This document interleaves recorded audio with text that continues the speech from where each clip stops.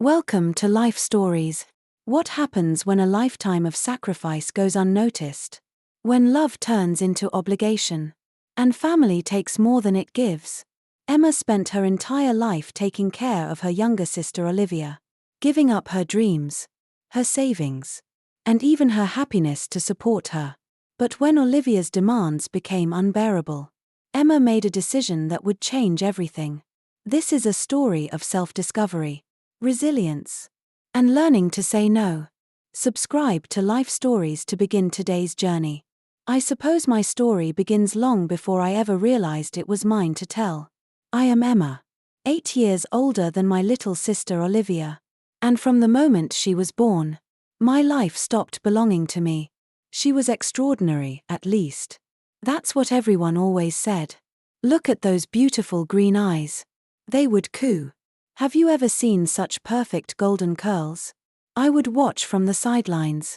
A quiet child with plain brown hair and an ordinary face, while my parents fawned over her. But don't mistake my words for resentment. I loved Olivia. How could I not? She was small and fragile, always needing someone to hold her, feed her, soothe her cries. And since both of our parents worked long hours just to keep the household afloat, that someone was often me. Emma.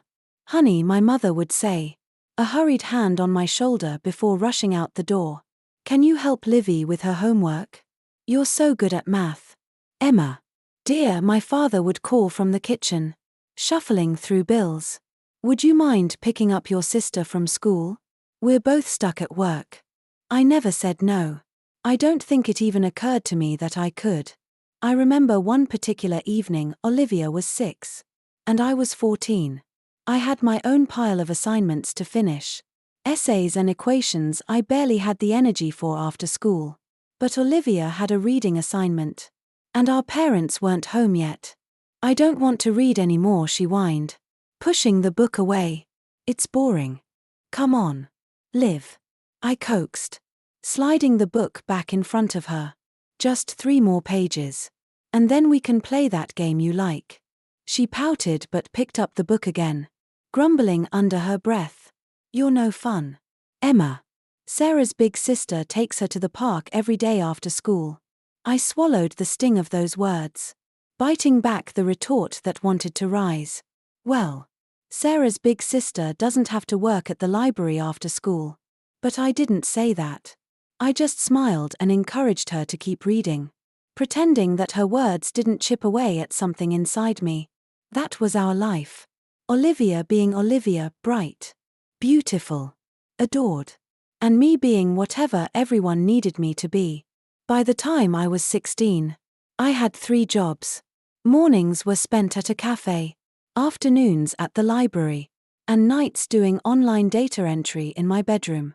Every penny I earned went towards our family, towards Olivia. Really. Her dance classes, her private tutoring, her beautiful dresses that made her the most popular girl in school. I kept telling myself that one day she would understand, that she would see everything I had done for her and appreciate it. Maybe even love me a little more for it. And maybe, just maybe, my parents would look at me the way they looked at her, with pride, with admiration, with something more than just quiet expectation. But looking back, I realize now that I was telling myself stories. Stories to keep myself moving forward, to make the weight on my shoulders feel just a little lighter. When it came time to apply for college, I knew my options were limited. Not because of my grades, they were actually quite good. Despite the endless hours I spent working, I had even been accepted into Stanford. A letter arriving in the post with my name printed in bold at the top. I remember the moment my mother read it, her eyes widening for just a second before they clouded over. You got accepted to Stanford, she asked. Oh, honey, but who would help Olivia with her college prep? And you know we can't afford tuition like that. I stood there in our kitchen, the letter clutched in my hands, watching as my mother's attention drifted to Olivia's latest art project pinned to the fridge. I didn't even mention the partial scholarship I had been offered. What was the point? So I enrolled at the local city college instead. kept my jobs, kept helping Olivia with her schoolwork, kept being the dependable daughter, the selfless sister. During my freshman year of college, I would wake up at 5 for my cafe shift, rush to morning classes, then head straight to work at the library, only to come home and stay up until 2 in the morning finishing my own assignments after helping Olivia with hers. When I graduated, I landed a decent job at an accounting firm. I finally moved into my own apartment, a tiny one-bedroom with questionable plumbing. But it was mine. And I thought, maybe now things will be different. Maybe now I can start focusing on my own life. But then came the phone call about Olivia's graduation dress. Emma. Honey, my mother's voice had that familiar pleading tone. You know how important this is to your sister. She needs to look perfect for her graduation. I laughed bitterly, remembering my own graduation dress, a $30 clearance rack special that turned out to be identical to what another girl had worn. I had spent the entire evening trying to avoid being in the same photos as her. How much does she want for the dress? I asked, already reaching for my credit card. Well, she found this gorgeous designer piece. Mom said, a hint of excitement in her voice. It's only $800. I nearly choked on my coffee. $800? That was almost my entire month's rent. But still, I heard myself saying, okay, Mom, I'll transfer the money. And then came the real blow. Olivia had been accepted to Preston University, one of the most expensive private colleges in the state. And somehow, miraculously, my parents had managed to save a significant amount for her tuition. We've been putting away money since she was born. Dad explained proudly over a family dinner. Our little girl deserves the best education possible. I sat there, my fork frozen halfway to my mouth, staring at my father as his words sank in. They had been saving for Olivia's education all along, while I had worked 3 jobs to put myself through college. I had taken out student loans that I was still paying off. I had given up Stanford without a second thought. And they had never even considered doing the same for me. I should have walked away then. I should have realized that no matter how much I gave, it would never be enough. But old habits die hard. And after years of sacrificing for Olivia, saying no wasn't a language I knew how to speak. At first, it was small things. Emma. Sweetie, Olivia's rent is a little steep this month. Could you cover it just until she gets settled? Mom's voice had that familiar softness. The one she used whenever she needed something. I transferred the money without a second thought. Then it was textbooks. Then a laptop. Because all the other students have MacBooks. Then a new iPhone. Because her old one, the one I bought her last year, was embarrassing. Food money. Clothes money. Every week. A new expense.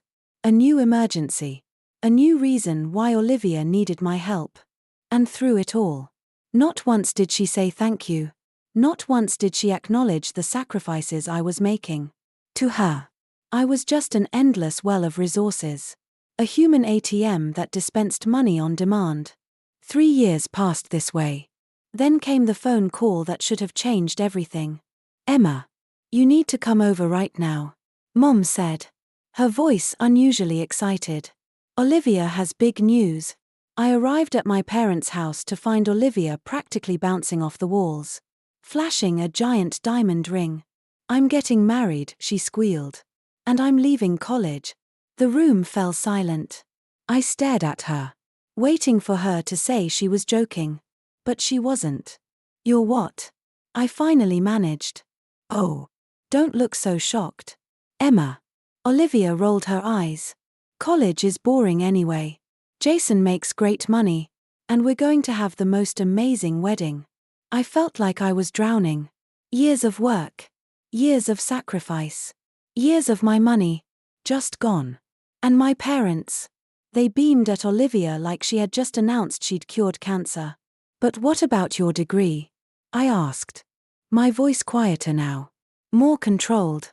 We've all invested so much. Oh my God. Emma.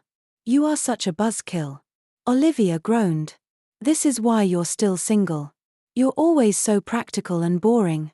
I should have left then. But I didn't. For the next hour, I sat there as Olivia detailed her vision for the wedding, one that would put all of her friends' weddings to shame. The venue, the flowers, the dress. Everything had to be perfect. And perfect, of course, meant expensive. Then came the real bomb. Honey, Dad said, clearing his throat. We've taken out a loan. But it's not quite enough. And since you're part of the family, Mom added smoothly, we need you to contribute. I blinked. How much? $20,000 should cover your share, Olivia said. As if she were asking me to spot her for coffee. I should have said no. I should have screamed no. But I didn't. Maybe it was habit. Maybe it was the way Mom's eyes welled up with tears. Maybe it was just easier than fighting. I said yes. The money left my account the next day. But they weren't done. Actually, sweetie, Mom said a few days later during another family dinner. We've been thinking, you could take out a loan too. Just a small one. To help with the extra expenses. For the first time in my life, something inside me snapped. No, I said. The room went still. What did you say? Olivia asked. Her voice sharp. I said no. I repeated. Firmer this time. Absolutely not. I'm saving for a mortgage. I need to think about my own future. Since when did you become so selfish? Olivia demanded. Her face twisting into an ugly sneer. I clenched my fists under the table. Selfish. Olivia. I've already given you $20,000. That's my limit. The silence that followed was deafening. Then Mom spoke. Her voice thick with forced patience. Well, if you won't help financially anymore, the least you can do is help with the arrangements. I nodded. Already feeling the familiar weight of responsibility settling back onto my shoulders. But something had changed. For the first time in my life, I had told them no. It was a small victory. But it felt monumental. The weeks leading up to Olivia's wedding were a nightmare. My phone buzzed constantly with her messages. Each one a new demand. A new crisis. A new way for me to help. Emma. I found the perfect flowers. They're only $3,000 for the arrangements. I need the money by tomorrow or they'll give them to another bride. Oh my God. This band is amazing. They played at Chelsea's wedding. And I have to have them. They're asking for $5,000. Can you transfer the money tonight? The venue I wanted is available. But we need to put down a deposit today. It's just $8,000. You'll handle it. Right. I didn't handle it. I didn't even reply. Instead, I took a second job. It was a desperate move. But I didn't see another way. My days blurred together, spreadsheets at my accounting job, wedding arrangements during lunch breaks, then hours of virtual assistant work at night. Sleep became an afterthought. Food was whatever I could grab in between shifts.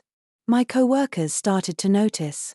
One day, Jenny from the office cornered me in the break room. Emma, are you okay? She asked, concern creasing her forehead. You look different. I caught my reflection in the window and barely recognized myself. Dark circles under my eyes. Clothes hanging loose from the weight I hadn't even noticed I was losing. My hair, hastily pulled back, had split ends I couldn't remember the last time I trimmed. I'm fine, I said automatically, just busy with my sister's wedding. That night, I collapsed into bed at 1 a.m., my eyes burning from staring at screens all day. Just as I was about to drift off, my phone lit up with another message from Olivia. Just found the most amazing ice sculpture for the reception. Only $2,500. Need the money by morning or they'll sell it to someone else. I turned off my phone. And for the first time in years, I didn't feel guilty about it. But the real breaking point came a week later. I had just finished a shift at the cafe when my mother called. Emma, we need to have a serious family discussion. Can you come over tonight? I was exhausted. But I went anyway. I should have known better. When I arrived, Olivia was sprawled on the couch, flipping through glossy travel magazines. My parents sat beside her, their eyes alight with excitement. "Oh, this resort is perfect," Olivia squealed, shoving a page in my face. "Look at those overwater bungalows, and they have private butlers for every suite." I frowned. "What is this?" Mom clasped her hands together. "We're picking out your wedding gift to Olivia." I blinked. "My wedding gift?" Olivia beamed. "I've decided you're going to pay for our honeymoon in the Maldives." The room spun. I gripped the doorframe. "You must be joking," I said, my voice barely steady. "Oh, come on, Emma," Mom tutted. "Don't be dramatic." "Dramatic?" I whispered. "Dramatic?" My voice cracked. "I have spent every penny I have on this wedding. And now you want me to pay for the honeymoon too? Well, it's not like you have anything else to spend it on." Olivia shrugged. "It's only $24,000. Something inside me shattered. For 29 years, I had been the good daughter, the supportive sister, the human ATM. And I was done. Only $24,000? I repeated, my voice shaking. "Do you have any idea what I've gone through for your precious wedding? Any idea at all?" "Emma, lower your voice," Dad warned. I ignored him. "You are nothing but a spoiled, arrogant brat, Olivia. And I'm sick of it. I have my own life to think about." Olivia's face twisted into something ugly. "Your own life? What life? You're 29. Emma. An old maid. Have you looked in the mirror lately? No wonder you're still single, you look terrible. What normal man would want you?" The words hit like a slap. But for the first time, I didn't let them sink in. "I look terrible because I've been working 2 jobs. 6 days a week. To pay for your wedding." My hands clenched into fists. "You're just jealous." Olivia sneered. "Jealous because I'm getting married and you'll die alone."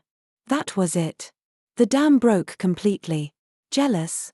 I laughed, cold, hollow, exhausted.